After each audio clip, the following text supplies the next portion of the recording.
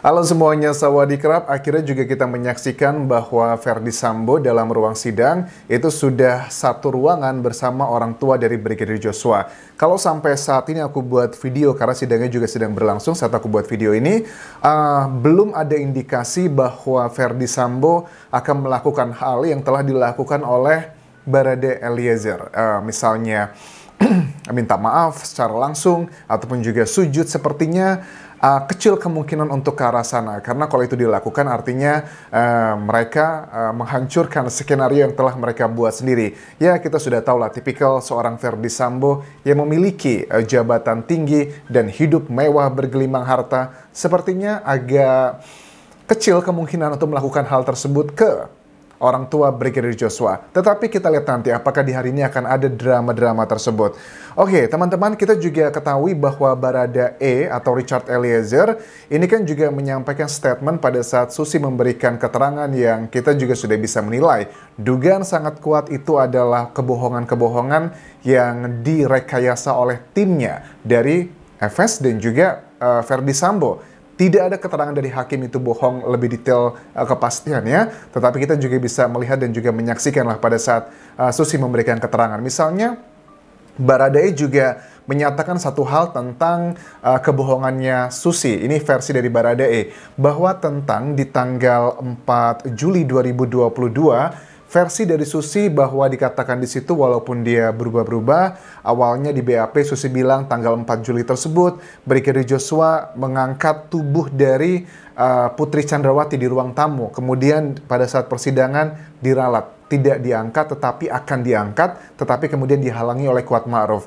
Bagaimana versi dari Barada Eliezer? Barada Eliezer mengatakan bahwa memang dia melihat ada peristiwa tersebut. Peristiwanya adalah Brigadir Joshua di ruang tamu itu mau mengangkat Putri Chandrawati. Tetapi pada saat dia mau mengangkat itu, dia memanggil Barada Eliezer untuk minta bantuan. Nah, sebenarnya pada saat Brigadir Joshua meminta bantuan Barada Eliezer, kalian manusia, kita manusia pada umumnya, apakah itu adalah indikasi mau dilakukan pelecehan seperti klaim dari timnya PC dan juga FS? Jelas itu tidaklah masuk akal. Coba kita simak pada saat keterangan dari Barada Eliezer ditanya oleh Yang Mulia Hakim mengenai isu ini. Saudara katakan bahwa saudara Joshua mengangkat, itu benar saudara Joshua mengangkat atau baru mau mengangkat tidak jadi? Oke. Baru mau mengangkat. Siap, Yang Mulia. Pada saat itu memang saudara PC sakit atau tiba-tiba dia mengangkat? Saya tidak tahu untuk pada saat itu beliau sakit atau enggaknya.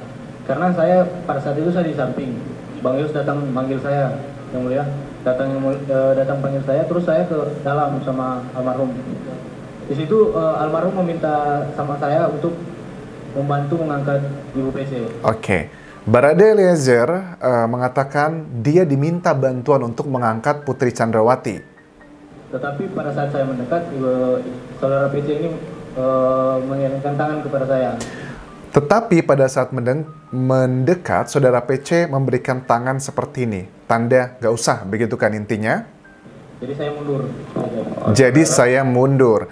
Apakah yang mengangkat, apakah yang meminta untuk diangkat itu adalah Putri Chandrawati? Pengen manja. Karena kan logikanya gini ya, kenapa Brigadir Joshua meminta bantuan Barada Eliezer untuk mengangkat Putri Chandrawati? Karena ada perintah sebelumnya. Ini adalah perintah, dugaan sangat kuat adalah dari Putri Chandrawati. Misalnya, Joshua tolong dong angkat saya lagi gak enak badan ini. Tetapi karena mungkin badannya besar, takut jatuh. Karena kan tangganya ternyata di rumah pribadi di Magelang tersebut cukup meliuk-liuk ya. Takutnya jatuh malah kena masalah kan. Makanya dia minta bantuan Barada Eliezer. Dari fakta ini, dari fakta persidangan, ya nanti tergantung Yang Mulia Hakim ya, menilai mana yang benar antara Susi sama Barada Eliezer. Kalau menurut kalian lebih percaya keterangan Susi atau Barada Eliezer? Masyarakat Indonesia pada umumnya pasti akan lebih meyakini apa yang disampaikan dari Barada Eliezer pada saat konteksnya mengenai hal ini. Nah, ini juga berarti ada banyak diputar-balikan fakta ya, karena Kuat Ma'ruf ini memang kita ketahui kan ya, dia ke Magelang itu tidak bareng sama rombongannya PC, Brigadir Joshua, Barada Eliezer, sama Susi. Pada saat pertama kali datang dari Jakarta itu kan tanggal 2 Juli, sampai di Magelang juga sehari yang sama. dan di hari berikutnya baru FS dan juga yang lainnya menyusul. Dan itu pun satu mobil doang, tetapi pada saat pulang kan ada tim tambahan, ada timnya adalah mobil yang kedua yang juga ada Kuat Ma'ruf sama Bribka RR dengan ada Patwal. Kalau Patwal sih tidak diperhitungkan karena itu adalah tugasnya berbeda cerita. Jadi dari situ kan bisa diindikasikan yang meminta itu adalah Putri Chandrawati kalau kau lihat kronologi yang seperti ini. Tetapi kita serahkan kepada hakim lebih mana yang percaya. Karena kan memang fungsinya hakim untuk keyakinannya. Dari yang mulia lebih yakin yang kemana baru akan bisa memutuskan apakah ada atau tidak peristiwa tersebut. Kemudian ada juga statement disampaikan bahwa dari Susi, katanya kan pada saat Brigadir Joshua itu mengangkat Putri Chandrawati, jangan gitulah bang, itu kan ibu, itu tidak benar. Tidak pernah Barada Eliezer mengatakan hal seperti itu, karena memang ceritanya yang versi awal tadi, bahwa dia hanya mau mengangkat, udah datang, dihalangi sama PC.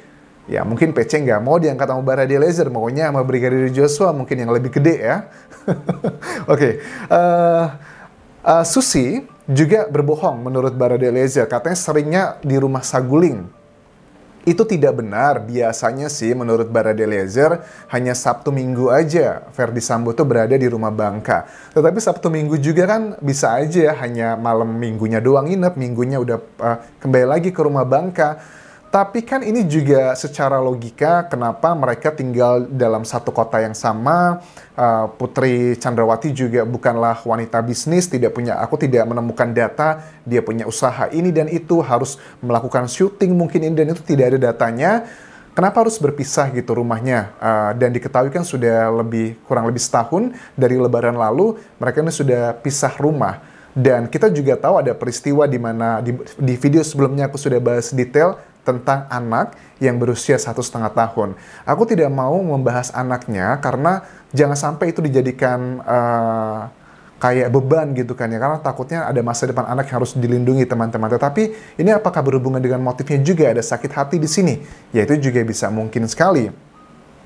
Berikutnya juga mengenai senjata laras panjang yang dikatakan dari Susi dia nggak melihat pada saat tanggal 2 Juli berangkat dari Jakarta ke Magelang tersebut. Jelas itu bohong, kata Barada Eliezer, karena senjata laras panjang itu cukup besar dan kita di mobil kita cuma ya mereka-mereka aja, nggak mungkin kalau tidak melihat. Memang Susi ini adalah seseorang yang tertekan sekali. Kalau dibilang karena posisi dia, mohon maaf, adalah asisten rumah tangga, mungkin tidak pintar, tidak ini dan itu. Aku tidak setuju sama sekali teman-teman, karena yang penting namanya saksi itu kalau dia tidak memiliki keterbelakangan mental, tidak di bawah umur, kecerdasannya Susi itu menurut aku sudah manusia pada umumnya. Mungkin aja aku sama Susi IQ-nya sama aja. Sama kita manusia pada umumnya, karena aku juga bukan orang jenius kalau diukur secara IQ, karena bukan jaminan ya posisi seseorang, pekerjaan seseorang itu akan mengindikasikan IQ atau intelijen seseorang.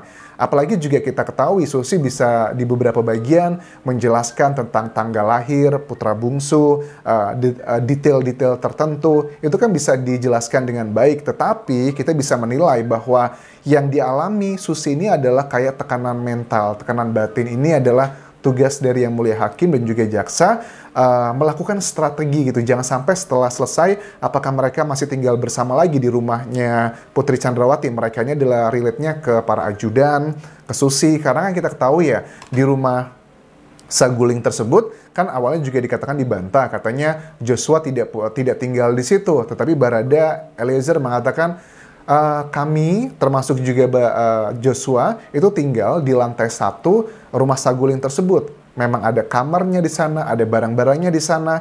Ini juga dikuatkan dengan data, misalnya kita lihat keterangan dari Reza, adik Brigadir Joshua yang sering main ke sana, biasanya siang sampai sore. Dan memang selama Reza main ke sana, tidak pernah sekalipun dia melihat Ferdy Sambo dan tidak pernah sekalipun dia ngobrol dengan Ferdy Sambo. Jadi sudah linear ya semuanya ini dan berhubungan dengan motif yang sudah mau kita ketahui sebenarnya. Motifnya ya itu aja lah. Kita hanya masalah waktu ini akan terbongkar semuanya. Persidangan hari ini, aku melihat juga, kita kembali ke persidangan hari ini, Ferdy Sambo nampak terlihat cukup serius seperti biasa, dan dia tidak ada ekspresi friendly atau ramah pada saat melihat orang tua Brigadir Joshua. Kayaknya Ferdy Sambo ini benar-benar menyimpan sakit hati yang begitu mendalam ke Brigadir Joshua. Jelas sih, karena pada umumnya orang tega melakukan pembunuhan berencana seperti ini, itu umumnya adalah karena sakit hati. Tetapi kan kita tidak tahu sakit hati itu karena apa. Apakah karena istrinya diselingkuhi, ataukah dianya yang diselingkuhi, atau dilaporkan ada dugaan kayak mafia seperti itu, atau kan juga ada yang lainnya. Itu adalah beberapa dugaan yang cukup kuat yang saat ini beredar di masyarakat. Menurut aku salah satunya akan segera terwujud, cepat atau lambat ini semua akan terbongkar. Kita akan nantikan apakah di bagian persidangan yang hari ini sedang terjadi antara dengan terdakwanya Ferdy Sambo dan juga Putri Chandrawati dengan menghadirkan orang tua dari Brigadir Joshua dan keluarga lainnya, akan ada drama apa nih kira-kira? Akankah mereka dengan besar hati meminta maaf? Karena bagaimanapun juga mereka adalah orang tua ya, terlepas Brigadir Joshua salahnya apa ya tidak pantas lah ya dihabisi seperti itu. Terima kasih sudah menonton, sampai ketemu lagi di video berikutnya. Tinggalkan like dan juga komen, serta subscribe channel YouTube ini, dan juga follow Instagram serta Facebook pageku di Anjas Asmara, karena aku sering live di dua akun tersebut. Instagramku Anjas Asmara double R teman-teman ya. Kabun kerap semuanya. Bye-bye.